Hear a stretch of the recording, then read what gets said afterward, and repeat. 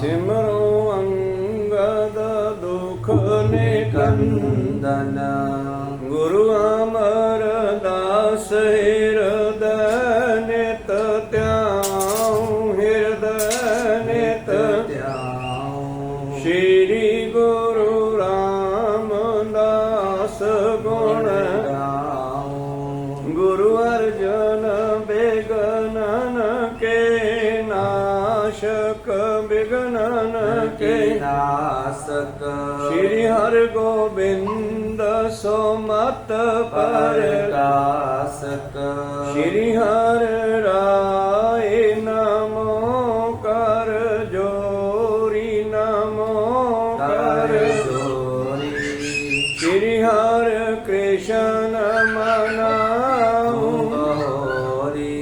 ਗੁਰੂ ਤੇਗ ਬਹਾਦਰ ਪਰਮ ਕਿਰਪਾਲ ਪਰਮ ਕਿਰਪਾਲ ਸ਼੍ਰੀ ਗੁਰੂ ਗੋਬਿੰਦ ਸਿੰਘ ਵਿਸਾਲ ਕਰੋ ਧਰਾ ਪਰ ਪੁਨ ਪੁਨ ਸੀਸਾ ਪੁਨ ਪੁਨ ਸੀਸਾ ਬੰਦੋ ਬਾਰ ਜਗਦੀਸਾ ਏਕ ਓੰਕਾਰ ਸਤਿਗੁਰੂ ਪ੍ਰਸਾਦ ਸਚ ਹੋਏ।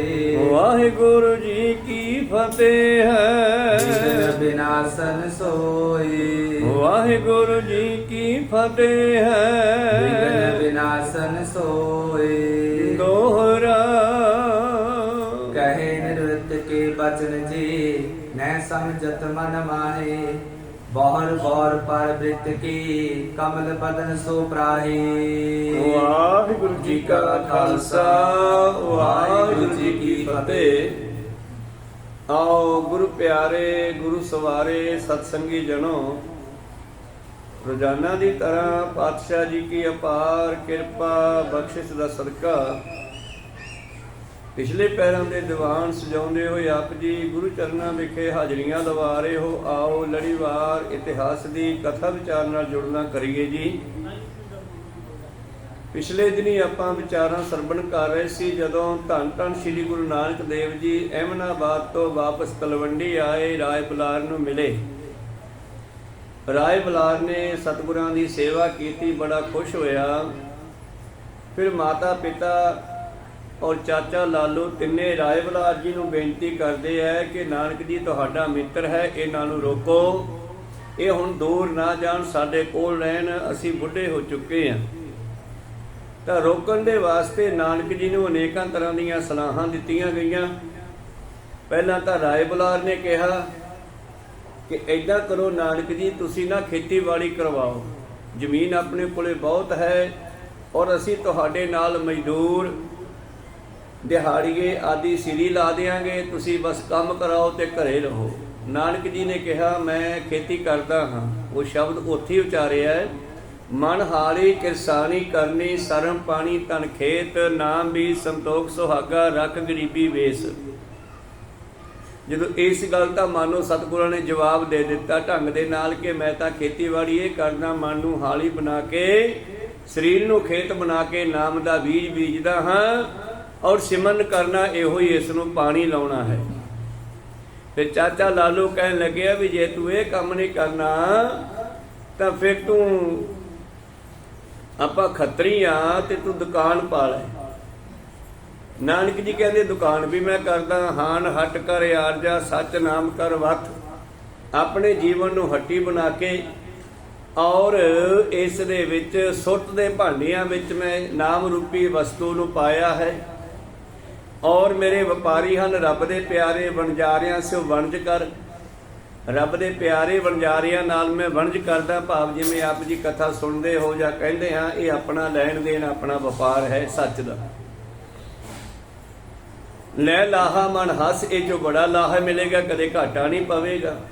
ਮਾਨੋ ਕਿ ਨਾਨਕ ਜੀ ਨੇ ਦੁਕਾਨਦਾਰੀ ਕਰਨ ਤੋਂ ਵੀ ਜਵਾਬ ਦੇ ਦਿੱਤਾ।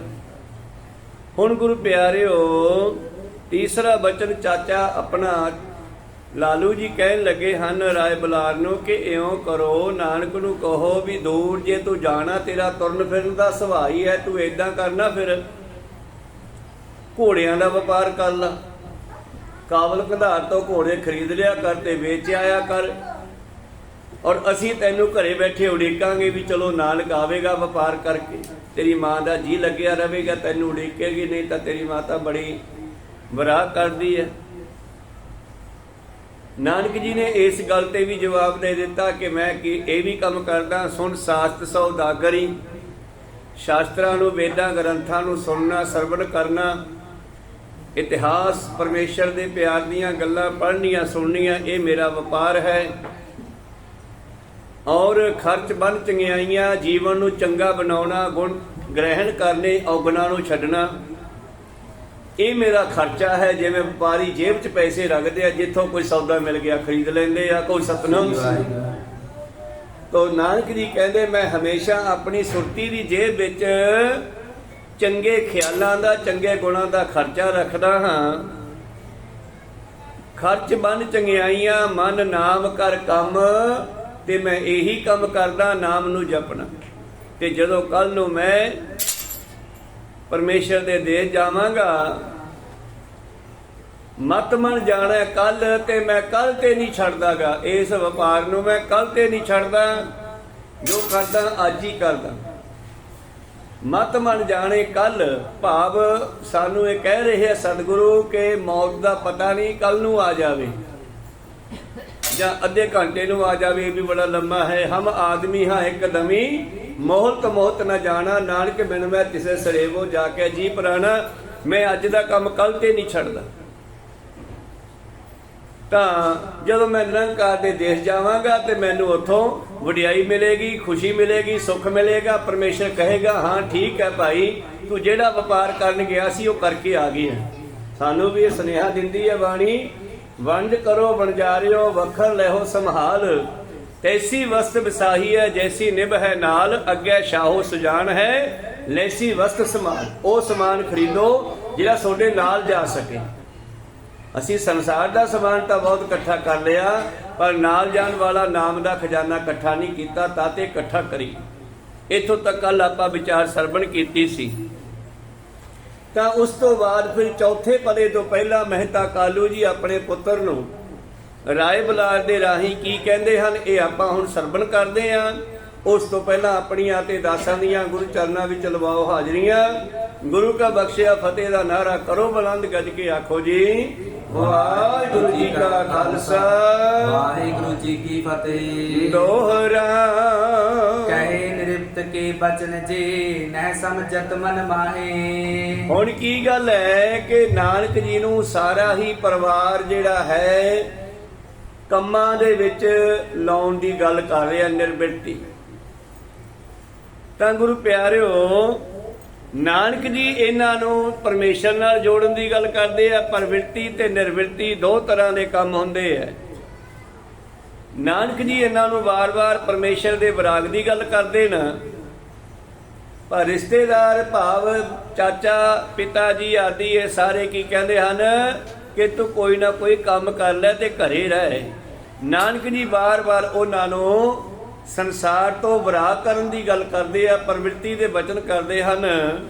ਤਾਂ ਬਾਹਰ ਬਾਹਰ ਪਰਬਿਤ ਕੇ ਕਮਲ ਬਦਨ ਸੋ ਪ੍ਰਾਹੇ। ਉਹ ਨਾਨਕ ਜੀ ਨੂੰ ਸੰਸਾਰੀ ਧੰਦਿਆਂ ਵਿੱਚ ਲੱਗਣ ਦੀ ਗੱਲ ਕਰਦੇ ਆ, ਪਰ ਨਾਨਕ ਜੀ ਇਹਨਾਂ ਚੋਂ ਨਿਕਲ ਕੇ ਪਰਮੇਸ਼ਰ ਨਾਲ ਜੁੜਨ ਦੀ ਗੱਲ ਕਰਦੇ ਹਨ।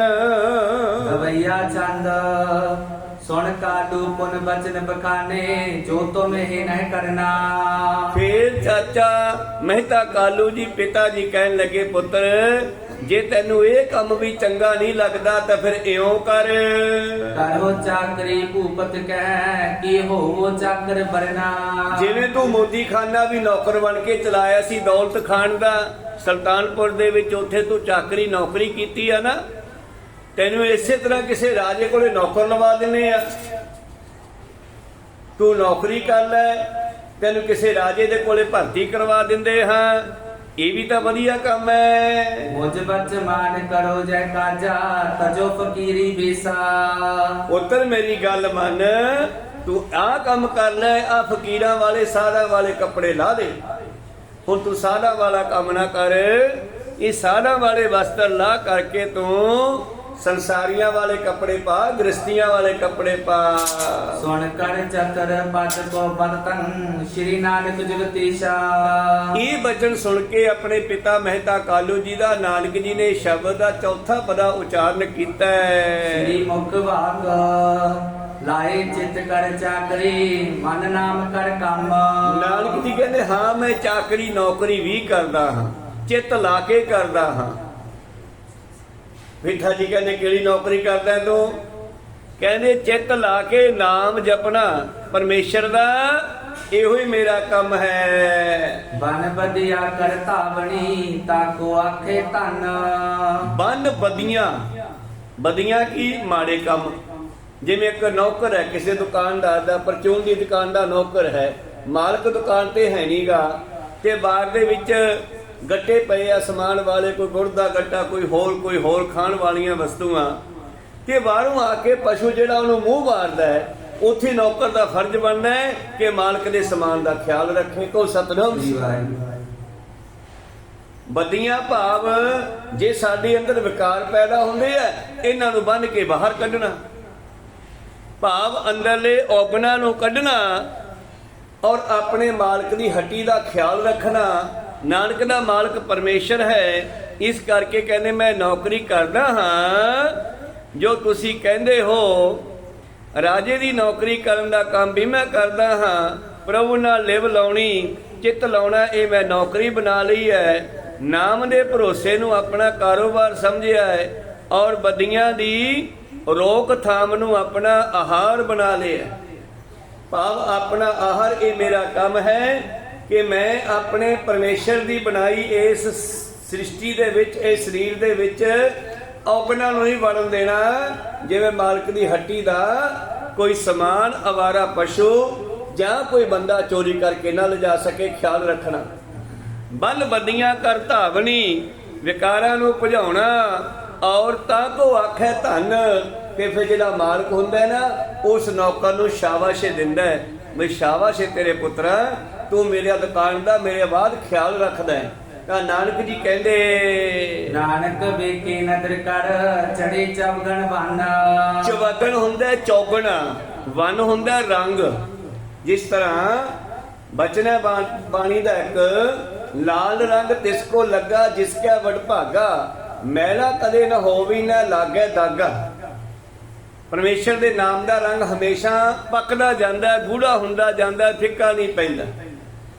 ਕਹਿੰਦੇ ਜੇ ਮੇਰੀ ਇਹ ਨੌਕਰੀ ਤੇ ਖੁਸ਼ ਹੋ ਕੇ ਪਰਮੇਸ਼ਰ ਰੂਪੀ ਮੇਰੇ ਮਾਲਕ ਨੇ, ਮੇਰੇ ਸ਼ਾਹ ਨੇ ਮੇਰੇ ਤੇ ਕਿਰਪਾ ਦ੍ਰਿਸ਼ਟੀ ਪਾ ਦਿੱਤੀ, ਨਾਨਕ ਵੇਖੇ ਨਦਰ ਕਰ, ਤਾਂ ਨਦਰੀ ਨਦਰ ਨਿਹਾਲ ਮੈਨੂੰ ਉਹਨੇ ਕਰ ਦੇਣਾ ਹੈ।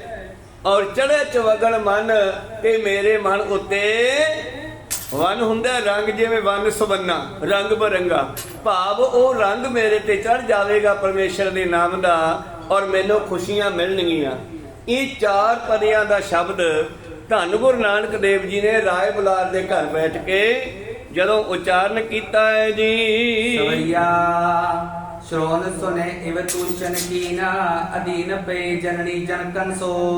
ਔਰ ਨਾਨਕ ਜੀ ਦੇ ਮਾਤਾ ਪਿਤਾ ਜੀ ਬੜੇ ਹੀ ਅਧੀਰ ਹੋ ਗਏ, ਧੀਰਜ ਟੁੱਟ ਗਿਆ ਕਿ ਹੁਣ ਨਾਨਕ ਸਾਡਾ ਕੋਈ ਗੱਲ ਨਹੀਂ ਮੰਨਦਾ ਤੇ ਇਹ ਘਰੇ ਨਹੀਂ ਰੁਕਦਾ। ਬੜੀ ਕੋਸ਼ਿਸ਼ ਕੀਤੀ, ਰਾਏ ਬਲਾਰ ਦੀ ਸਿਫਾਰਿਸ਼ ਵੀ ਪਵਾਉਂਦੇ ਆ ਬਈ ਤੁਸੀਂ ਇਹਨੂੰ ਰੋਕੋ, ਤੁਹਾਡਾ ਮਿੱਤਰ ਹੈ, ਤੁਹਾਡੀ ਗੱਲ ਮੰਨ ਲਵੇ। ਪਰ ਨਾਨਕ ਜੀ ਤਾਂ ਜਿਹੜਾ ਮਕਸਦ ਲੈ ਕੇ ਆਏ ਆ, ਜੋ ਪਰਮੇਸ਼ਰ ਨੇ ਡਿਊਟੀ ਲਾਈ ਆ ਦਰਗਾਹ ਦੇ ਵਿੱਚੋਂ ਕਿ ਨਾਨਕ ਤੂੰ ਛੱਡ ਮੋਦੀ ਖਾਨੇ, ਹੁਣ ਮੇਰੀ ਵਾਰੀ ਗੱਲ ਕਰ, ਲੋਕਾਂ ਨੂੰ ਮੇਰੇ ਬਾਰੇ ਦੱਸ। ਤਾਂ ਗੁਰੂ ਪਿਆਰਿਓ ਫਿਰ ਪੁੱਛਿਆ ਵੀ ਕੀ ਦੱਸਾਂ ਜੀ? ਕਹਿੰਦੇ ਸਾਰੀ ਦੁਨੀਆ ਮਨ ਮਰਜ਼ੀ ਕਰਦੀ ਹੈ, ਜ਼ੁਲਮ ਕਰਦੀ ਹੈ, ਮੈਨੂੰ ਜਾਣਦੀ ਨਹੀਂ, ਰੱਬ ਨੂੰ ਨਹੀਂ ਜਾਣਦੀ, ਔਰ ਉਹ ਮੇਰੀਆਂ ਕਿਰਤਾਂ ਨੂੰ ਰੱਬ ਮੰਨ ਕੇ ਬੈਠੀ ਆ। ਜਦੋਂ ਪਹਿਲੀ ਵਾਰ ਨਾਨਕ ਜੀ ਬੇਈ ਨਦੀ ਚੋਂ ਅਲੋਪ ਹੋ ਕੇ ਸੱਚਖੰਡ ਗਏ ਆ, ਉੱਥੇ ਗੱਲਬਾਤ ਹੋਈ ਆ। ਧੰਨ ਗੁਰੂ ਨਾਨਕ ਦੇਵ ਜੀ ਕਹਿੰਦੇ ਜੀ ਮੈਂ ਤੁਹਾਡੇ ਬਾਰੇ ਦੁਨੀਆ ਨੂੰ ਕਿਵੇਂ ਦੱਸਾਂ? ਤਾਂ ਅਕਾਲ ਪੁਰਖ ਕਹਿੰਦੇ ਆ ਨਾਨਕ, ਪਹਿਲਾਂ ਮੈਂ ਤੇਰਾ ਗੁਰੂ ਬਣਦਾ ਹਾਂ ਔਰ ਤੇਰਾ ਗੁਰੂ ਬਣ ਕੇ ਤੈਨੂੰ ਗੁਰਮੰਤਰ ਦਿੰਦਾ ਹਾਂ, ਫਿਰ ਇਸ ਗੁਰਮੰਤਰ ਨੂੰ ਦੁਨੀਆ ਵਿੱਚ ਫੈਲਾ ਦੇ। ਤੇ ਜੋ ਮੂਲ ਮੰਤਰ ਹੈ ਨਾਨਕ ਜੀ ਨੂੰ ਪਰਮੇਸ਼ਰ ਤੋਂ ਮਿਲਿਆ, ਏਕ ਓੰਕਾਰ ਸਤਨਾਮ ਕਰਤਾ ਪੁਰਖ ਨਿਰਭਉ ਨਿਰਵੈਰ ਅਕਾਲ ਮੂਰਤ ਅਜੂਨੀ ਸੈਭੰ ਗੁਰ ਪ੍ਰਸਾਦ। ਇੱਥੋਂ ਤੱਕ ਮੂਲ ਮੰਤਰ ਪਰਮੇਸ਼ਰ ਨੇ ਨਾਨਕ ਜੀ ਨੂੰ ਦੇਣਾ ਕੀਤਾ ਗੁਰਮੰਤਰ। ਔਰ ਫਿਰ ਨਾਨਕ ਜੀ ਨੇ ਥੱਲੇ ਆ ਕੇ ਸਾਨੂੰ ਦੱਸਣਾ ਸ਼ੁਰੂ ਕੀਤਾ, ਜਪ ਆ ਜਿਹੜਾ ਮੈਂ ਤੁਹਾਨੂੰ ਸੁਣਾਇਆ ਏਕ ਓੰਕਾਰ ਤੋਂ ਗੁਰ ਪ੍ਰਸਾਦ ਤੱਕ, ਇਸ ਨੂੰ ਜਪੋ। ਇਹ ਪਰਮੇਸ਼ਰ ਦੇ ਲੱਛਣ, ਉਹਦਾ ਸੁਭਾਅ, ਉਹਦੇ ਗੁਣ, ਉਹਦਾ ਸਰੂਪ ਹੈ ਮੂਲ ਮੰਤਰ ਦੇ ਵਿੱਚ। ਤੇ ਥੱਲੇ ਨਾਨਕ ਜੀ ਨੇ ਆਪਣੀ ਮੋਹਰ ਲਾਈ ਹੈ, ਜਪ ਆਦ ਸੱਚ ਜੁਗਾਦ ਸੱਚ ਹੈ ਵੀ ਸੱਚ ਨਾਨਕ ਹੋਸੀ ਵੀ ਸੱਚ। ਇਹੋ ਹੀ ਅਸਲ ਪਰਮੇਸ਼ਰ ਹੈ ਜੋ ਆਰੰਭਤਾ ਤੋਂ ਸੀ, ਜੋ ਯੁੱਗਾਂ ਵਿੱਚ ਵੀ ਸੀ, ਅੱਜ ਵੀ ਹੈ ਤੇ ਆਉਣ ਵਾਲੇ ਸਮੇਂ ਦੁਨੀਆ ਭਾਵੇਂ ਖਤਮ ਹੋ ਜਾਵੇ ਪਰ ਉਹ ਹਮੇਸ਼ਾ ਰਹੇਗਾ। ਆਪਾਂ ਉਸ ਰੱਬ ਨੂੰ ਮੰਨਣਾ ਹੈ। ਬਸ ਫਿਰ ਇਸ ਮੂਲ ਮੰਤਰ ਦੀ ਵਿਆਖਿਆ ਕਰਦਿਆਂ ਜਪਜੀ ਸਾਹਿਬ ਲਿਖਿਆ ਗਿਆ। ਜਪਜੀ ਸਾਹਿਬ ਬ੍ਰਹਮ ਗਿਆਨ ਦੀ ਬਾਣੀ ਹੈ, ਉਸ ਦੀ ਵਿਆਖਿਆ ਕਰਦਿਆਂ 1430 ਅੰਗਾਂ ਦੀ ਬਾਣੀ ਲਿਖੀ ਗਈ। ਕੋ ਸਤਨਾਮ ਭਾ ਪਰਮੇਸ਼ਰ ਦਾ ਅੰਤ ਹਜੇ ਵੀ ਨਹੀਂ ਆਇਆਗਾ। ਨਾਨਕ ਜੀ ਨੇ ਲਿਖ ਦਿੱਤਾ ਕਿ ਅਖੀਰ ਤੇ ਜਦੋਂ ਇੱਕ ਪਾਂਧੇ ਨੂੰ ਗਿਆਨ ਦਿੰਦੇ ਨੇ, ਪਾਂਧਾ ਨਾਨਕ ਜੀ ਨੂੰ ਪੜਾਉਂਦਾ ਊੜਾ ਆੜਾ 35 ਅੱਖਰੀ ਏਕਾ ਦੂਆ ਪਹਾੜੇ ਆਦਿ। ਨਾਨਕ ਜੀ ਕਹਿੰਦੇ ਮੈਂ ਇਹ ਨਹੀਂ ਪੜ੍ਹਨਾ, ਮੈਨੂੰ ਪੜਾਉਣਾ ਤਾਂ ਉਹ ਪੜਾ ਜਿਹੜਾ ਮੈਨੂੰ ਦਰਗਾਹ ਵਿੱਚ ਕੰਮ ਦੇਵੇ। ਕਹਿੰਦੀ ਉਹ ਕੀ ਹੈ? ਤੇ ਉਹ ਫਿਰ ਨਾਮ ਸ਼ਬਦ ਉਚਾਰਿਆ ਸੀ ਉੱਥੇ ਪਹਿਲਾਂ, ਜਾਲ ਮੋਹ ਘਸ ਮਸ ਕਰ ਮਤ ਕਾਗਦ ਕਰ ਸਾਰ। ਮੋਹ ਨੂੰ ਮਚਾ ਕੇ ਸ਼ਾਹੀ ਬਣਾ ਲਾ, ਮਤ ਦਾ ਸੁਰਤੀ ਦਾ ਕਾਗਜ਼ ਬਣਾ ਲਾ। ਜਾਲ ਮੋਹ ਘਸ ਮਸ ਕਰ ਮਤ ਕਾਗਜ਼ ਕਰ ਸਾਰ। ਭਾਉ ਕਲਮ ਪ੍ਰੇਮ ਦੀ ਕਲਮ ਬਣਾ ਲਾ। ਗੁਰ ਪੁੱਛ ਲਿਖ ਵਿਚਾਰ, ਲਿਖ ਸਲਾਹ ਨਾਮ ਲਿਖ ਲਿਖ ਅੰਤ ਨਾ ਪਾਰਾਵਾਰ। ਇਹ ਨਾ ਕਹਿੰਦੀ ਕਿ ਮੈਂ ਅੰਤ ਪਾ ਲਿਆ, ਅਖੀਰ ਤੇ ਲਿਖਦੇ ਹਜੇ ਚੱਲਦਾ ਹੈ, ਪੂਰਾ ਅੰਤ ਨਹੀਂ ਪਾਇਆ ਜਾ ਸਕਦਾ ਪਰਮੇਸ਼ਰ ਦਾ। ਤਾਂ ਨਾਨਕ ਜੀ ਨੇ ਇਸ ਤਰ੍ਹਾਂ ਫਿਰ ਜੋ ਆਗਿਆ ਆਈ ਹੈ ਪਰਮੇਸ਼ਰ ਦਾ, ਜੋ ਹੁਕਮ ਲੈ ਕੇ ਆਏ ਨੇ, ਧਿਆਨ ਦਿਓ, ਉਹਨੂੰ ਦੁਨੀਆ ਦੇ ਵਿੱਚ ਫੈਲਾਉਣਾ ਹੈ। ਤਾਂ ਗੁਰੂ ਪਿਆਰਿਓ, ਉਸ ਨੂੰ ਫੈਲਾਉਣ ਵਾਸਤੇ ਨਾਨਕ ਜੀ ਸੰਸਾਰ ਦਾ ਕੋਈ ਵੀ ਹੋਰ ਕੰਮ ਨਹੀਂ ਕਰ ਸਕਦੇ। ਤਾਂ ਤੇ ਵਾਰ-ਵਾਰ ਮਾਤਾ ਪਿਤਾ ਨੂੰ, ਪਰਿਵਾਰ ਨੂੰ ਇਹ ਜਵਾਬ ਦੇ ਰਹੇ ਹੈ ਕਿ ਮੈਂ ਕੇਵਲ ਤੇ ਕੇਵਲ ਇਹੋ ਹੀ ਕੰਮ ਕਰਨਾ ਹੈ। ਔਰ ਇਹ ਸੁਣ ਕਰਕੇ ਪਿਤਾ ਮਹਿਤਾ ਕਾਲੂ ਜੀ, ਮਾਤਾ ਤ੍ਰਿਪਤਾ ਜੀ ਤੇ ਚਾਚਾ ਲਾਲੂ ਜੀ ਇਹ ਸੋਚਾਂ ਵਿੱਚ ਪੈ ਗਏ ਕਿ ਇਹਨੂੰ ਕਿਵੇਂ ਰੋਕੀਏ, ਇਹ ਤਾਂ ਰੁਕਣਾ ਹੀ ਨਹੀਂ ਚਾਹੁੰਦਾ। ਕੌਣੋ ਪਾਏ ਨਕੀਤ ਰਹੇ ਬਿਰਹਤੁਰ ਹੋਏ ਵਿਚਾਰ ਪੁਰਗ ਸੋ। ਔਰ ਆਪਣੇ ਦਿਲ ਵਿੱਚ ਸੋਚਦੇ ਹਨ ਕਿ ਇਸ ਨੂੰ ਕਿਸ ਤਰ੍ਹਾਂ ਅਸੀਂ ਰੱਖੀਏ। ਇਹ ਰੁਕਣਾ ਨਹੀਂ ਚਾਹੁੰਦਾਗਾ, ਇਸ ਨੂੰ ਕਿਵੇਂ ਘਰ ਵਿੱਚ ਰੋਕੀਏ। ਏਕ ਤਨੁਜਿਓ ਹੋਏ ਫਕੀਰ ਬਦੇਸ਼ ਗਵੈ ਇੱਕ ਧੀਰ ਧਰਨ ਸੋ। ਇੱਕੋ ਇੱਕ ਸਾਡਾ ਅਨੁਜ ਭਾਵ ਪੁੱਤਰ ਹੈ, ਇੱਕੋ ਇੱਕ ਸਾਡਾ ਪੁੱਤਰ ਹੈ ਤੇ ਉਹੀ ਸਾਧ ਬਣ ਕੇ ਦੇਸ਼ਾਂ ਵਿਦੇਸ਼ਾਂ ਨੂੰ ਨਿਕਲ ਜਾਵੇ ਤੇ ਫਿਰ ਸਾਡਾ ਕਿਵੇਂ ਧੀਰਜ ਰਹੇਗਾ। ਆਪਾਂ ਵੀ ਸੋਚੀਏ। ਤਾਤ ਕੋ ਮੋਹ ਨਾ ਭੇਦ ਪਛਾਨੇ ਜਾਣੇ ਮਾਨਵ ਆਨ ਸਮਨਸੋ। ਪਰ ਗੁਰੂ ਪਿਆਰੋ ਮਹਿਤਾ ਕਾਲੂ ਜੀ ਨੂੰ ਆਪਣਾ ਪੁੱਤਰ ਨਾਨਕ ਕੇਵਲ ਪੁੱਤਰ ਜਾਪਦਾ ਹੈ, ਪੁੱਤਰ ਦਾ ਮੋਹ ਪਿਆ ਹੋਇਆ ਹੈ, ਇਸ ਕਰਕੇ ਆਪਣੇ ਪੁੱਤਰ ਨੂੰ ਪਛਾਣ ਨਹੀਂ ਸਕੇ। ਨਾਨਕ ਜੀ ਨੂੰ ਵੀ ਆਮ ਮਨੁੱਖਾਂ ਦੀ ਤਰ੍ਹਾਂ ਮਾਨਵ ਮਤਲਬ ਮਨੁੱਖ ਹੀ ਸਮਝਦੇ ਹਨ। ਰਾਏ ਕਹੇ ਫਰਮੈਸ਼ ਕੀ ਨਿਜ ਆਇਸ ਦੇਵੋ ਜੋ ਉਰ ਹੋਈ। ਹੁਣ ਰਾਏ ਬੁਲਾਰ ਕਹਿਣ ਲੱਗਿਆ, ਬਈ ਨਾਨਕ ਜੀ ਮੈਂ ਤੁਹਾਡਾ ਸੇਵਕ ਹਾਂ, ਫਿਰ ਮੈਨੂੰ ਹੁਕਮ ਕਰੋ, ਫਰਮਾਇਸ਼ ਕਰੋ, ਜੋ ਚਾਹੋ ਮੈਂ ਕਰ ਦੇਵਾਂ। ਮੋ ਕਰਤੇ ਤੁਮ ਸੇਵ ਬਨੇ ਸਫਲਾ ਸ਼ੁਭ ਬਾਸੁਰ ਜਾਨੋ ਸੋਈ। ਔਰ ਮੈਂ ਹੱਥੋਂ ਆਪਣੇ ਹੋ ਤੁਹਾਡੀ ਕਿਸੇ ਤਰ੍ਹਾਂ ਦੀ ਵੀ ਸੇਵਾ ਕਰ ਸਕਾਂ ਤਾਂ ਮੈਂ ਆਪਣੇ ਜੀਵਨ ਨੂੰ, ਆਪਣੀ ਸੰਪਤੀ ਨੂੰ ਸਫਲੀ ਸਮਝਾਂਗਾ। ਦੇਹੋ ਪਦਾਰਥ ਤੋ ਕਿਰਥਾਰਥ ਹੋਏ ਸਵਾਰਥ ਲੋਕਣ ਦੋਈ। ਔਰ ਕਿਰਪਾ ਕਰੋ ਜਿਹੜੀ ਵਸਤੂ ਮੈਥੋਂ ਚਾਹੀਦੀ ਆ ਮੈਂ ਦੇਵਾਂ। ਉਸ ਰਾਏ ਬੁਲਾਰ ਨੇ ਆਪਣੀ 1500 ਕਿੱਲਾ ਜ਼ਮੀਨ ਦੇ ਵਿੱਚੋਂ 700 ਕਿੱਲਾ ਨਾਨਕ ਜੀ ਦੇ ਨਾਮ ਕਰਵਾਤੀ ਸੀ। ਕਹੋ ਸਤਨਾਮ। ਔਰ ਫਿਰ ਨਾਨਕ ਜੀ ਨੇ ਤਾਂ ਕਿਹੜੀ ਵਾਹੁਣੀ ਸੀਗੀ, ਗਾਂ ਜਿਨ੍ਹਾਂ ਮੁਜਾਰਿਆਂ ਦੇ ਕੋਲੇ ਉਹ ਵਾਹ ਰਹੇ ਸੀਗੇ, ਇੰਤਕਾਲ ਤੇ ਨਾਮ ਤਾਂ ਨਾਨਕ ਜੀ ਦਾ ਚੱਲਦਾ ਰਿਹਾ। ਵਾਹੁੰਦੇ ਫਸਲ ਨੂੰ ਉਹ ਖਾਂਦੇ ਪੀਂਦੇ ਰਹੇ, ਪਰ ਇੱਕ ਦਿਨ ਉਹਨਾਂ ਦੇ ਦਿਮਾਗ ਵਿੱਚ ਇਹ ਪੁੱਠੀ ਮੱਤ ਆ ਗਈ ਬਈ ਇਹ ਜ਼ਮੀਨ ਦਾ ਇੰਤਕਾਲ ਆਪਦੇ ਨਾਂ ਕਰਾਈਏ, ਨਾਨਕ ਦਾ ਨਾਮ ਵਿੱਚੋਂ ਕੱਟ ਦਈਏ। ਜੱਜ ਕੋਲੇ ਕੇਸ ਕਰਤਾ ਕਚਹਿਰੀਆਂ 'ਚ, ਕਈ ਤਰੀਕਾਂ ਪੈਂਦੀਆਂ ਰਹੀਆਂ, ਕੋਈ ਫੈਸਲਾ ਨਾ ਹੋ ਸਕਿਆ। ਇੱਕ ਦਿਨ ਉਹਨਾਂ ਨੇ ਜਾ ਕੇ ਕਹਿਣਾ ਕੀਤਾ ਕਿ ਸਾਡਾ ਤਾਂ ਬਾਪੂ ਕਮਲਾ ਸੀ, ਸਾਡੇ ਬਾਪ ਦਾ ਦਿਮਾਗ ਚੱਕਿਆ ਹੋਇਆ ਸੀ, ਇਹ ਜ਼ਮੀਨ ਸਾਡੀ ਹੈ, ਇਸ ਦਾ ਇੰਤਕਾਲ ਬਦਲ ਕੇ ਸਾਡੇ ਨਾਂ ਕੀਤਾ ਜਾਵੇ। ਜੱਜ ਨੇ ਕਈ ਤਰੀਕਾਂ ਤੇ ਇਹਨਾਂ ਨੂੰ ਸੱਦਿਆ ਤੇ ਇੱਕ ਦਿਨ ਅਖੀਰ ਜਦੋਂ ਸਾਰੇ ਗਏ ਨਾ, ਉਹਨਾਂ ਨੂੰ ਕਿਹਾ ਕਿ ਮੈਨੂੰ ਇਕੱਲੇ ਨੂੰ ਮਿਲੋ ਤੇ ਕਮਰੇ 'ਚ ਬੈਠ ਕੇ ਕਿਸੇ ਨਾਲ ਮੀਟਿੰਗ ਕਰਨੀ। ਉਹ ਸਾਰਿਆਂ ਨੂੰ ਅੰਦਰ ਬੁਲਾ ਲਿਆ। ਜੱਜ ਕਹਿੰਦਾ ਗੱਲ ਸੁਣੋ, ਜ਼ਮੀਨ ਦੀ ਕਮਾਈ ਤੁਹਾਨੂੰ ਮਿਲਦੀ ਹੈ? ਕਹਿੰਦੇ ਹਾਂ ਜੀ। ਫਿਰ ਤੁਹਾਨੂੰ ਕੀ ਤਕਲੀਫ ਹੈ? ਵਾਹੀ ਚਲੋ ਖਾਈ ਚਲੋ। ਜੇ ਤੁਸੀਂ ਇਹ ਚਾਹੁੰਦੇ ਹੋ ਕਿ ਅਸੀਂ ਇਸ ਜ਼ਮੀਨ ਦੇ ਵਿੱਚੋਂ ਨਾਨਕ ਦਾ ਨਾਮ ਗਾਇਬ ਕਰ ਦਈਏ, ਇਹ ਕਦੇ ਵੀ ਨਹੀਂ ਹੋ ਸਕਦਾ। ਤੁਸੀਂ ਇਹ ਕੰਮ ਕਰਕੇ ਆਪਣੇ ਲੋਕ ਤੇ ਪਰਲੋਕ ਖਰਾਬ ਕਰ ਲਓਗੇ। ਕਹੋ ਸਤਨਾਮ ਸੀ। ਇਸ ਕਰਕੇ ਰਹੂਗੀ ਤਾਂ ਨਾਨਕ ਦੇ ਨਾਮ ਤੇ ਹੀ, ਤੁਹਾਡੇ ਕੋਲੋਂ ਖੋਵੇਗਾ ਕੋਈ ਨਹੀਂ। ਤੁਸੀਂ ਵਾਹੀ ਚਲੋ, ਬੀਜੀ ਚਲੋ, ਫਸਲ ਖਾਈ ਚਲੋ, ਕੋਈ ਰੋਕਦਾ ਨਹੀਂਗਾ। ਪਰ ਨਾਨਕ ਜੀ ਦੇ ਨਾਮ ਤੋਂ ਇੰਤਕਾਲ ਨਹੀਂ ਹੁਣ ਬਦਲਿਆ ਜਾਂਦਾ। ਜੇ ਤੁਸੀਂ ਇਹ ਧੱਕਾ ਕਰੋਗੇ ਤਾਂ ਮੈਂ ਫੈਸਲਾ ਵੀ ਤੁਹਾਡੇ ਖਿਲਾਫ ਕਰ ਦੇਣਾ ਹੈ, ਔਰ ਜ਼ਮੀਨ ਇਹ ਕਿਸੇ ਹੋਰ ਦੇ ਨਾਂ ਕਰ ਦੇਣੀ ਹੈ। ਮੈਂ ਤੁਹਾਡੇ ਨਾਂ ਨਹੀਂ ਕਰ ਸਕਦਾ, ਕਿਉਂਕਿ ਨਾਨਕ ਦੇ ਨਾਂ ਹੀ ਚੱਲੇਗੀ। ਜ਼ਮੀਨ ਹੁਣ ਨਹੀਂ ਬਦਲੀ ਜਾ ਸਕਦੀ। ਜੇ ਤੁਸੀਂ ਕਰੋਗੇ ਧੱਕਾ ਤੇ ਤੁਸੀਂ ਆਪਣਾ ਲੋਕ ਤੇ ਪਰਲੋਕ ਦੋਨੇ ਹੀ ਖਰਾਬ ਕਰ ਲਓਗੇ। ਉਹਨਾਂ ਨੂੰ ਸਮਝਾਇਆ, ਫਿਰ ਉਹਨਾਂ ਨੇ ਆਪਣਾ ਕੇਸ ਵਾਪਸ ਲੈ ਲਿਆ। ਕਹਿੰਦੇ ਚਲੋ ਠੀਕ ਹੈ ਜੀ, ਗਲਤੀ ਹੋ ਗਈ, ਸਾਡੇ ਕੋਲੋਂ ਮਾਫੀ ਚਾਹੁੰਦੇ ਆ। ਇਹ ਸਿਆਣਾ ਜੱਜ ਸੀ ਕੋਈ। ਤਾਂ ਖੈਰ ਅੱਗੇ ਚੱਲੀਏ। ਇਸ ਤਰ੍ਹਾਂ ਗੁਰੂ ਪਿਆਰਿਓ, ਰਾਏ ਬੁਲਾਰ ਕਹਿੰਦਾ ਮੇਰੇ ਕੋਲੇ ਕੋਈ ਵੀ ਵਸਤੂ ਮੇਰੀ ਜੋ ਤੁਹਾਡੇ ਕੰਮ ਆ ਸਕੇ ਮੈਂ ਦੇ ਦੇਵਾਂ ਤੇ ਮੇਰਾ ਸਮਾਂ ਸਫਲਾ ਹੋ ਜਾਵੇਗਾ। ਸ੍ਰੀ ਗੁਰੂ ਸੋ ਸੁਨ ਕੇ ਤੈ ਕੈ ਬਾਣੀ ਬੈਰਾਗ ਕੇ ਸੰਗ ਭਿਗੋਈ। ਤਾਂ ਰਾਏ ਬੁਲਾਰ ਵੀ ਪਿਆਰ ਕਰਦਾ ਹੈ। ਧੰਨ ਗੁਰੂ ਨਾਨਕ ਦੇਵ ਜੀ ਉਸ ਦੀਆਂ ਪਿਆਰ ਦੀਆਂ ਗੱਲਾਂ ਨੂੰ ਸੁਣ ਕਰਕੇ ਆਪਣੇ ਮਿੱਠੇ ਬਚਨਾਂ ਵਿੱਚ, ਪ੍ਰੇਮ ਦੇ ਵਿੱਚ ਭਿੱਜੇ ਹੋਏ ਬਚਨ ਕੀ ਕਹਿੰਦੇ ਨੇ? ਸਵਈਆ ਸ਼੍ਰੀ ਕਰਤਾਰ ਉਧਾਰ ਮਹੰਤ ਹੈ, ਉਪਰ ਹੈ ਫਰਮਾਇਸ਼ ਮੇਰੀ। ਨਹੀਂ ਨਹੀਂ ਨਹੀਂ ਨਹੀਂ ਨਹੀਂ ਨਹੀਂ ਨਹੀਂ ਰਾਏ ਬੁਲਾਰ ਜੀ, ਤੁਹਾਡੇ ਤੇ ਮੇਰਾ ਕੋਈ ਹੁਕਮ ਨਹੀਂ, ਤੁਹਾਡੇ ਤੇ ਕੋਈ ਮੇਰੀ ਫਰਮਾਇਸ਼ ਨਹੀਂ। ਮੈਂ ਤੁਹਾਡੇ ਤੋਂ ਕੁਝ ਨਹੀਂ ਲੈਣਾ, ਕਿਉਂਕਿ ਸਭ ਨੂੰ ਦੇਣ ਵਾਲਾ ਕਰਤਾਰ ਹੈ। ਔਰ ਮੇਰੀ ਫਰਮਾਇਸ਼, ਮੇਰੀ ਬੇਨਤੀ ਉਸੇ ਅਕਾਲ ਪੁਰਖ ਦੇ ਸਾਹਮਣੇ ਹੈ, ਕਿਉਂਕਿ ਉਹੀ ਸਭ ਕੁਝ ਦੇ ਰਿਹਾ ਸਭ ਨੂੰ। ਪਾਲਤ ਜੋ ਜਨ ਮੇ ਖਲ ਮੇ ਸੋ ਚਲਾ ਚਲ, ਉਹ ਸਭ ਕਾਲ ਅਧੇਰੀ। ਉਹ ਜਿਹੜਾ ਸਾਰੇ ਜੀਵਾਂ ਨੂੰ ਕਿੱਥੇ ਕਿੱਥੇ, ਜਲ ਵਿੱਚ ਰਹਿਣ ਵਾਲਿਆਂ ਨੂੰ, ਥਲ ਵਿੱਚ ਰਹਿਣ ਵਾਲਿਆਂ ਨੂੰ, ਚੱਲ ਅਚਲ ਜਿਹੜੇ ਤੁਰਦੇ ਫਿਰਦੇ ਆ ਉਹਨਾਂ ਜੀਵਾਂ ਨੂੰ, ਅਚਲ ਜਿਹੜੇ ਖੜੇ ਜੀਵ ਹੈ, ਖੜੇ ਜੀਵਾਂ 'ਚ ਕਿਹੜੇ ਆ ਜਾਂਦੇ ਆ? ਪਹਾੜ ਤੇ ਦਰਖਤ। ਇਹ ਵੀ ਜੂਨ ਹੈ ਗੁਰੂ ਪਿਆਰਿਓ। ਪੱਥਰ ਜਿਹੜਾ ਪਹਾੜਾਂ ਵਿੱਚ ਲੱਗਿਆ ਹੋਇਆ ਵੱਧਦਾ ਰਹਿੰਦਾ, ਜਦੋਂ ਅਸੀਂ ਉਹਦੇ ਵਿੱਚੋਂ ਪੱਟ ਲਿਆਉਣੇ ਆ, ਫਰਸ਼ ਤੇ ਲਾ ਲੈਂਦੇ ਆ, ਫਿਰ ਉਹ ਮਰ ਜਾਂਦਾ ਪੱਥਰ। ਪੱਥਰ ਵਿੱਚ ਵੀ ਜਾਨ ਹੈ। ਆਪਾਂ ਪੱਥਰ ਦੇ ਬਣਾਉਣ ਵਾਸਤੇ ਕੋਈ ਮਿੱਟੀ ਨਹੀਂ ਪਾ ਕੇ ਆਏ ਪਹਾੜਾਂ ਤੇ, ਇਹ ਪਰਮੇਸ਼ਰ ਹੀ ਇਸ ਨੂੰ ਬਣਾ ਰਿਹਾ ਪੱਥਰ ਨੂੰ। ਪੱਥਰਾਂ ਦੇ ਵਿੱਚ ਵੀ ਕੀੜੇ ਹੁੰਦੇ ਆ, ਉਹਨਾਂ ਤੱਕ ਵੀ ਭੋਜਨ ਪਹੁੰਚਾਉਂਦਾ ਪਰਮੇਸ਼ਰ।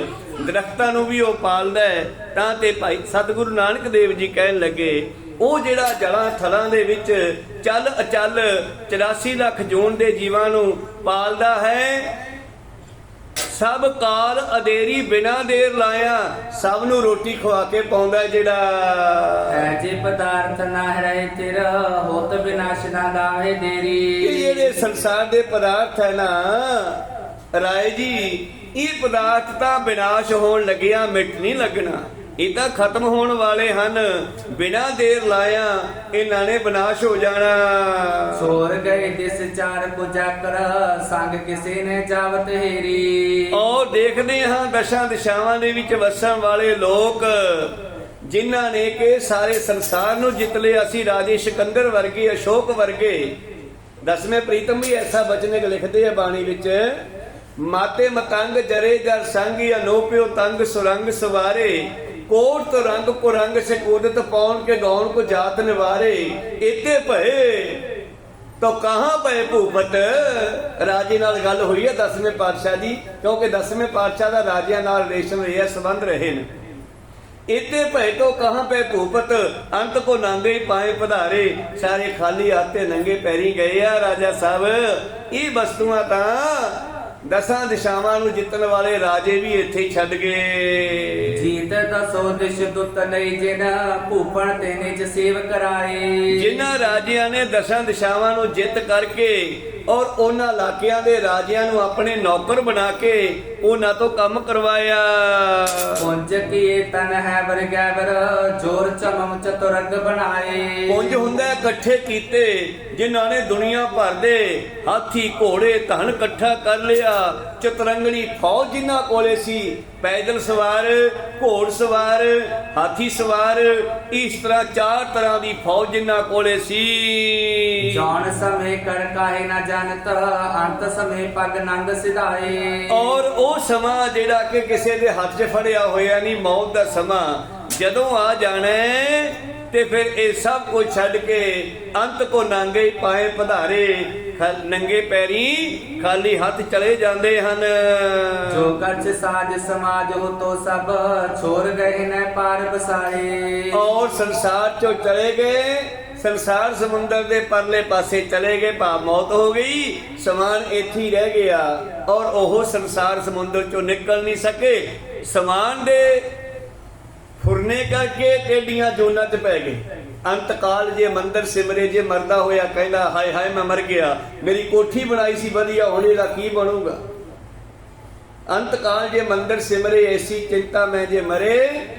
ਤਾਂ ਗੁਰੂ ਪਿਆਰਿਓ, ਪ੍ਰੇਤ ਜੋਨ ਹੋਏ ਬਲ ਬਲ ਔਤਰੇ। ਪਰਮੇਸ਼ਰ ਕਹਿੰਦੇ ਚੰਗਾ ਫਿਰ ਜੇ ਇਸੇ ਕੋਠੀ 'ਚ ਰਹਿਣਾ ਨਾ, ਫਿਰ ਮਨੁੱਖ ਜਾਮਾ ਤਾਂ ਨਹੀਂ ਮਿਲਣਾ, ਤੂੰ ਭੂਤ ਪ੍ਰੇਤ ਬਣ ਕੇ ਭਟਕਦਾ ਫਿਰ ਇਹਨਾਂ ਕੋਠੀਆਂ ਵਿੱਚ।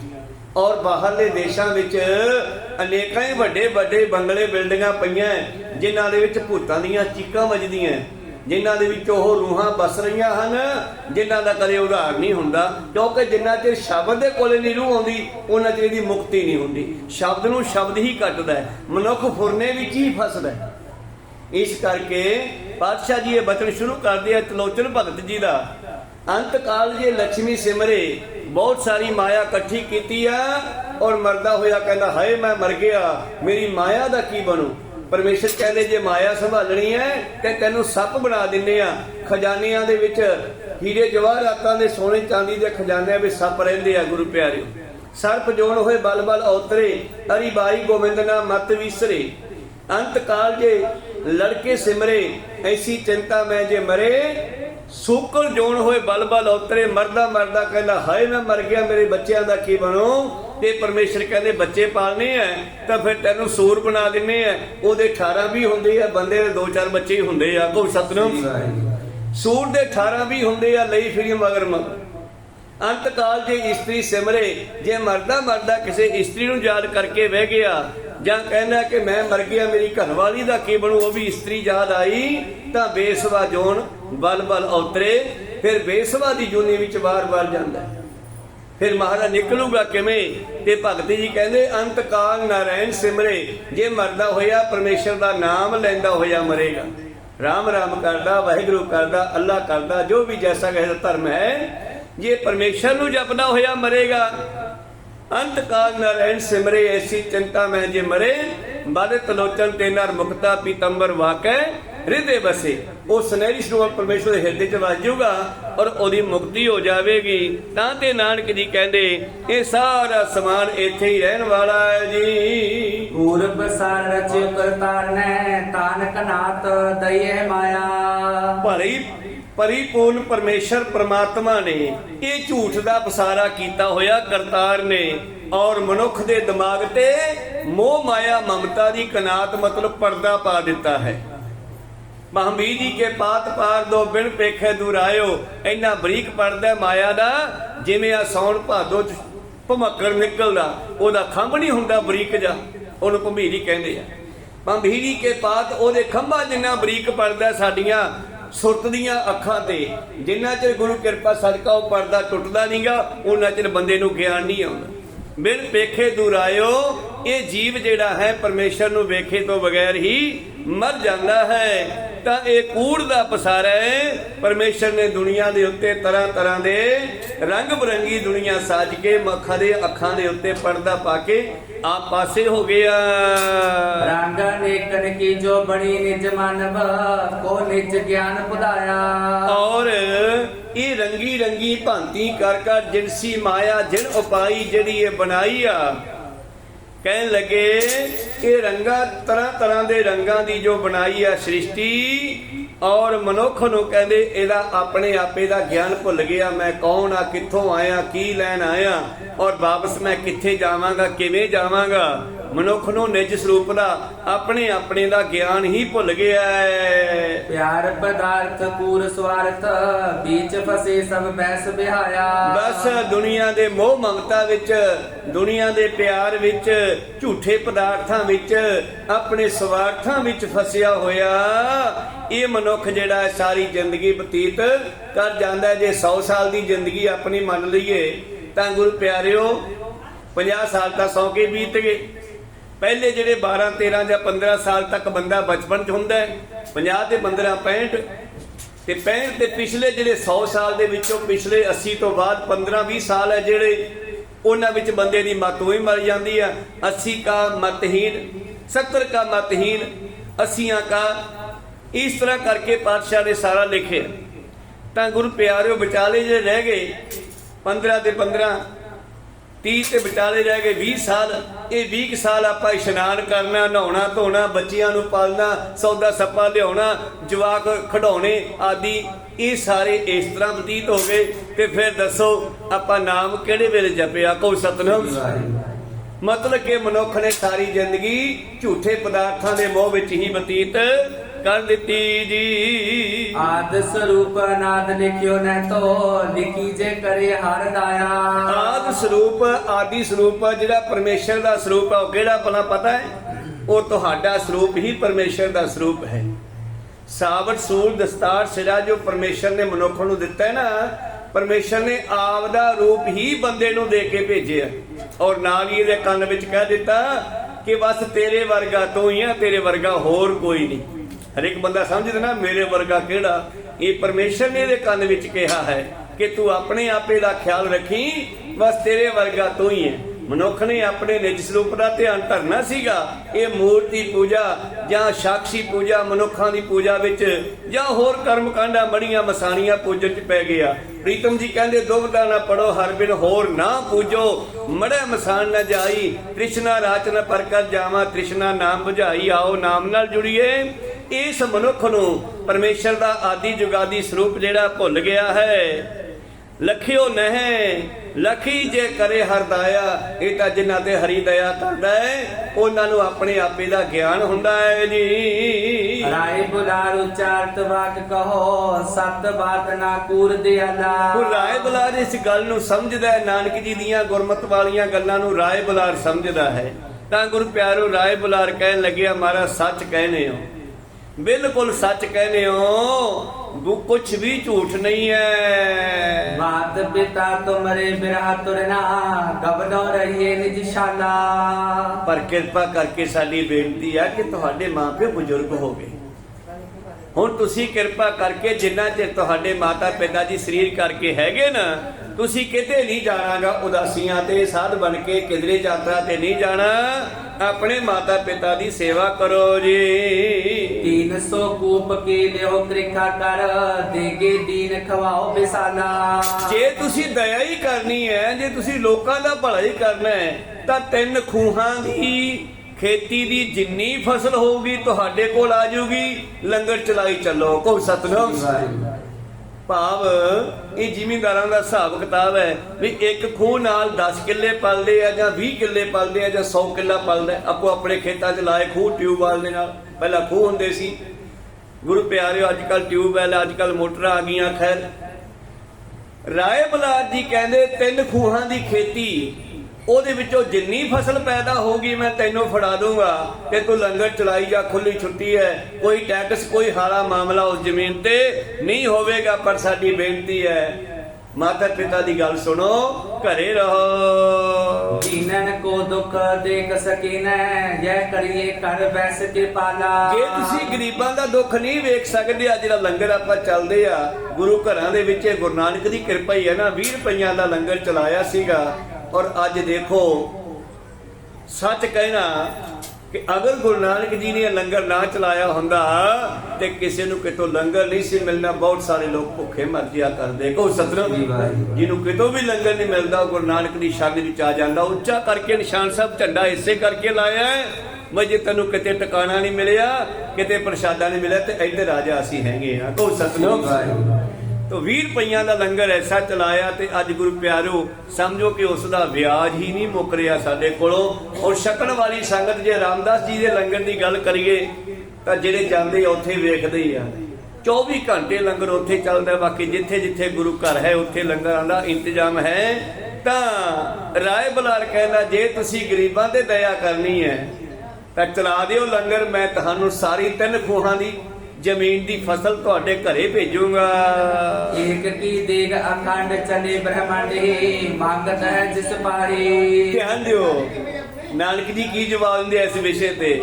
ਕਹਿੰਦੇ ਨਹੀਂ ਨਹੀਂ, ਅਸੀਂ ਕੌਣ ਦਾ ਲੰਗਰ ਚਲਾਉਣ ਵਾਲੇ, ਲੰਗਰ ਤਾਂ ਕਰਤਾਰ ਦਾ ਚੱਲਦਾ ਹੈ। ਵੇਖੋ ਸਭ ਕੁਝ ਕਰਕੇ ਹੈ ਖੁਦ ਹੀ ਕਰਤਾਰ। ਆਪਣੇ ਆਪ ਨੂੰ ਕਿਤੇ ਨਹੀਂ ਕਿਹਾ ਕਿ ਮੈਂ ਰੱਬ ਹਾਂ। ਨਾਨਕ ਵਿਚਾਰਾ ਕਿਆ ਕਹੈ, ਨਾਨਕ ਦਾਸ, ਨਾਨਕ ਕਵੀ, ਬਹੁਤ ਕੁਝ ਕਿਹਾ ਸ਼ਬਦਾਂ ਵਿੱਚ, ਕਿਤੇ ਨਹੀਂ ਕਿਹਾ ਕਿ ਨਾਨਕ ਰੱਬ ਹੈ। ਕੋ ਸੱਚ ਹੈ, ਰੱਬ ਹੀ, ਦੂਜਾ ਹੈ ਹੀ ਨਹੀਂਗਾ, ਖੁਦ ਪਰਮੇਸ਼ਰ ਹਨ।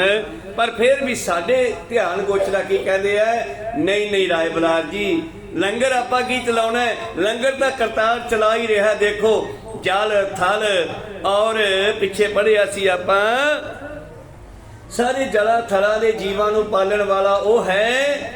ਆਪਾਂ ਕਾਹਦਾ ਲੰਗਰ ਚਲਾਉਣਾ ਹੈ? ਆਦਨਾ ਅੰਤ ਬੇਅੰਤ ਨਕੋ ਜਗ, ਕੰਤ ਦਤਾਰ ਸਮਾਨ ਕੋ ਨਾਹੀ। ਓਹੋ ਜਿਸ ਦਾ ਆਦ ਅੰਤ ਨਹੀਂ, ਪਰਮੇਸ਼ਰ ਆਦ ਸੱਚ, ਜੁਗਾਦ ਸੱਚ ਹੈ, ਪੀ ਸੱਚ, ਨਾਨਕ ਹੋਸੀ ਪੀ ਸੱਚ।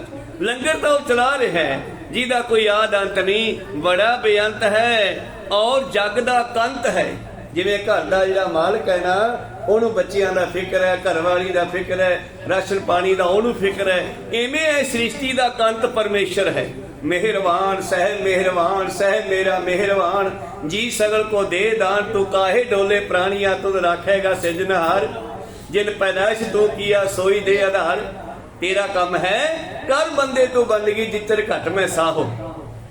ਤੋ ਖੈਰ ਮਨੋਬਿਰਤੀਆਂ ਉੱਥੇ ਰੱਖੀਏ। ਨਾਨਕ ਜੀ ਕਹਿੰਦੇ ਰਾਏ ਜੀ, ਉਹ ਜਿਹੜਾ ਸ੍ਰਿਸ਼ਟੀ ਦਾ ਕੰਤ ਹੈ, ਦਾਤਾਰ ਹੈ, ਉਹਦੇ ਵਰਗਾ ਲੰਗਰ ਕੌਣ ਚਲਾ ਸਕਦਾ ਹੈ? ਪ੍ਰਾਨ ਸ਼ਰੀਰ ਰਚਿਓ ਤਨ ਤਾਨ, ਸਦਾ ਭਜੀਐ ਕਰਤ ਮਨ ਮਾਹੀ। ਸਾਨੂੰ ਤਾਂ ਉਹਨੂੰ ਯਾਦ ਕਰਨ ਦੀ ਲੋੜ ਹੈ। ਕਰ ਬੰਦੇ ਤੋਂ ਬੰਦਗੀ, ਜਿੱਤਰ ਘਟ ਮੈਂ ਸਾਹੋ। ਜਿਹਨੇ ਸੁੰਦਰ ਸਰੀਰ ਦਿੱਤਾ, ਵਿੱਚ ਪ੍ਰਾਣ ਰੱਖੇ, ਔਰ ਜਿਸਨੇ ਧਨ ਦਿੱਤਾ, ਧਾਨ ਭਾਵ ਫਸਲ, ਖਾਣ ਪੀਣ ਨੂੰ ਖੁਰਾਕ, 36 ਪ੍ਰਕਾਰ ਦੇ ਭੋਜਨ ਦਿੱਤੇ। ਔਰ ਗੁਰੂ ਪਿਆਰਿਓ ਸਦਾ ਸਦਾ ਭਜੀਏ ਕਰਤਾ ਮਨ ਮਾਹੀ, ਬਸ ਉਸ ਨੂੰ ਸਿਫਤ ਕਰਨ ਦੀ ਲੋੜ ਹੈ ਜੋ ਇੰਨਾ ਕੁਝ ਕਰ ਰਿਹਾ। ਆਨ ਕੀ ਦੇਗ ਨਹੀਂ ਜਗ ਮੈਂ ਤੇਰਾ, ਭੂਪਤ ਹੋਏ ਕੇ ਸ਼ਹਿਨਸ਼ਾਹੀ। ਔਰ ਇਹ ਲੰਗਰ ਰੱਬ ਦੇ ਲੰਗਰ ਵਰਗਾ ਕੋਈ ਰਾਜਾ ਵੀ ਨਹੀਂ ਚਲਾ ਸਕਦਾ। ਅਕਬਰ ਬਾਦਸ਼ਾਹ ਨੇ ਕਿਹਾ ਸੀ ਨਾ ਤੀਜੇ ਬਾਦਸ਼ਾਹ ਨੂੰ, ਮਾਰਾ ਲੰਗਰ ਤੇ ਕਿੰਨਾ ਖਰਚਾ ਆਉਂਦਾ। ਕਹਿੰਦੇ ਕਿਉਂ ਬਈ? ਮਰਜ ਆਪਣੇ ਖਜ਼ਾਨੇ ਚੋਂ ਮੈਂ ਖਰਚਾ ਭੇਜ ਦਿਆ ਕਰਾਂਗਾ। ਕਹੇ ਤੂੰ ਕਿੰਨਾ ਚਿਰ ਚਲਾਏਗਾ? ਚੱਲ ਤੂੰ ਆਪਣੀ ਜ਼ਿੰਦਗੀ ਚਲਾ ਲੇਗਾ, ਤੇਰੇ ਬੱਚੇ ਤੇਰੇ ਪੁੱਤ ਪੋਤੇ ਉਹਨਾਂ ਦੇ ਬੰਦ ਕਰਨੇ, ਫਿਰ ਕੌਣ ਚਲਾਊਗਾ? ਇਹ ਲੰਗਰ ਨੂੰ ਸੰਗਤ ਹੀ ਚਲਾ ਸਕਦੀ ਆ, ਹੋਰ ਕੋਈ ਨਹੀਂ ਚਲਾ ਸਕਦਾ। ਦੇਖੋ ਗੁਰੂ ਘਰਾਂ ਵਿੱਚ ਜੋ ਰਾਸ਼ਨ ਆਉਂਦਾ ਹੈ, ਇਹ ਸੰਗਤਾਂ ਰਾਹੀਂ ਆਉਂਦਾ ਹੈ। ਸੰਗਤ ਵਿੱਚ ਹੀ ਪਰਮੇਸ਼ਰ ਵਰਤਦਾ ਹੈ ਅਸਲ ਦੇ ਵਿੱਚ। ਔਰ ਜਿੱਥੇ ਵੀ ਗੁਰੂ ਘਰਾਂ ਦੇ ਵਿੱਚ ਜਗ੍ਹਾ ਜਗ੍ਹਾ ਤੇ ਲੰਗਰ ਚੱਲਦੇ ਆ, ਗੁਰੂ ਅਮਰਦਾਸ ਜੀ ਨੇ ਐਸੀ ਗੁਰੂ ਪਿਆਰਿਓ ਪਿਰਤ ਪਾਈ। ਉਸ ਵੇਲੇ ਕਹਿੰਦੇ ਪੈਸਾ ਕੋਈ ਨਹੀਂ ਲੈ ਕੇ ਆਉਣਾ, ਲੰਗਰ ਦਾ ਰਾਸ਼ਨ ਲਿਆਉਣਾ ਆਪਦੇ ਵਿੱਤ ਮੁਤਾਬਕ। ਕੋਈ ਕੌਲੀ ਚ ਆਟਾ ਲਿਆਓ, ਪਿੰਡਾਂ 'ਚ ਹਜੇ ਵੀ ਰੀਤ ਚੱਲਦੀ ਆ, ਬੀਬੀਆਂ ਮੱਥਾ ਟੇਕਣ ਆਉਂਦੀਆਂ ਜਿਹੜੀਆਂ, ਕੌਲੀ ਵਿੱਚ ਥੋੜੇ ਜਿਹੇ ਦਾਣੇ ਜਾਂ ਕਣਕ ਜਾਂ ਆਟਾ ਪਾ ਕੇ ਲਿਆਉਂਦੀਆਂ। ਰਾਸ਼ਨ ਵਾਸਤੇ, ਲੰਗਰ ਵਾਸਤੇ ਰਾਸ਼ਨ ਲਿਆਉਣਾ, ਤੇ ਜਿਹੜਾ ਰਾਸ਼ਨ ਤੜਕੇ ਆ ਜਾਣਾ ਉਹਦਾ ਲੰਗਰ ਪੱਕ ਜਾਣਾ, ਸ਼ਾਮ ਤੱਕ ਚੱਲਣਾ, ਫਿਰ ਵੀ ਬਚ ਜਾਣਾ ਵਰਤਾ ਕੇ। ਤਾਂ ਗੁਰੂ ਪਿਆਰਿਓ ਗੁਰੂ ਘਰ ਦੇ ਪਸ਼ੂਆਂ ਨੂੰ ਵਰਤਾ ਦੇਣਾ, ਫਿਰ ਵੀ ਬਚ ਜਾਣਾ ਉਹਨਾਂ ਤੋਂ, ਤੇ ਬਿਆਸਾ ਦਰਿਆ ਦੇ ਵਿੱਚ ਜਾਨਵਰਾਂ ਲਈ ਪਾ ਦੇਣਾ। ਕੋਈ ਸਤਨਾਮ। ਔਰ ਗੱਲ ਮੁਕਾਓ ਕਿ ਸ਼ਾਮ ਨੂੰ ਪਾਣੀ ਵਾਲੇ ਬਰਤਨ ਵੀ ਖਾਲੀ ਕਰਕੇ ਰੱਖਣੇ ਐ। ਕੱਲ ਵਾਸਤੇ ਖਿਆਲ ਨਹੀਂ ਕਰਨਾ ਵੀ ਕੱਲ ਨੂੰ ਕੀ ਬਣਾਵਾਂਗੇ, ਕੱਲ ਨੂੰ ਫੇਰ ਆ ਜਾਂਦਾ। ਕੋਈ ਸਤਨਾਮ। ਧੰਨ ਗੁਰੂ ਨਾਨਕ ਦੇਵ ਜੀ ਕਹਿੰਦੇ, ਮਹਾਰਾਜ ਰਾਏ ਬਲਾਰ ਜੀ, ਜੋ ਲੰਗਰ ਕਰਤਾਰ ਚਲਾ ਰਿਹਾ ਹੈ ਉਹਦੇ ਵਰਗਾ ਕੌਣ ਚਲਾ ਸਕਦਾ ਹੈ ਜੀ ਦੋਹਰਾ। ਸੁਨ ਸਰੋਨਨ ਮੈਂ ਸਮਝਿਆ, ਹਿਰਦੇ ਅਸ ਵਿਦਰਾਏ। ਉਹ ਰਾਏ ਬਲਾਰ ਨੇ ਜੱਜਮੈਂਟ ਕਰ ਲਈ ਆ ਬਈ ਅਸੀਂ ਕੋਸ਼ਿਸ਼ ਕਰਦੇ ਆ ਨਾਨਕ ਨੂੰ ਕਿਸੇ ਨਾ ਕਿਸੇ ਤਰ੍ਹਾਂ ਘਰੇ ਰੋਕਣ ਦੀ। ਧੰਦਿਆਂ ਦੇ ਵਿੱਚ ਲਾ ਕੇ ਕਿਸੇ ਕੰਮ 'ਚ ਲਾ ਕੇ ਰੁਕ ਜਾਵੇ, ਪਰ ਇਹ ਤਾਂ ਨਹੀਂ ਰੁਕਦਾ। ਰਹੇ ਨਾ ਕੈਸੇ ਸਦਨ में करे जे अनको पाए, ਜੋ ਮਰਜ਼ੀ ਕਰ ਲੋ ਇਹ ਨਹੀਂ ਰੁਕਦਾ।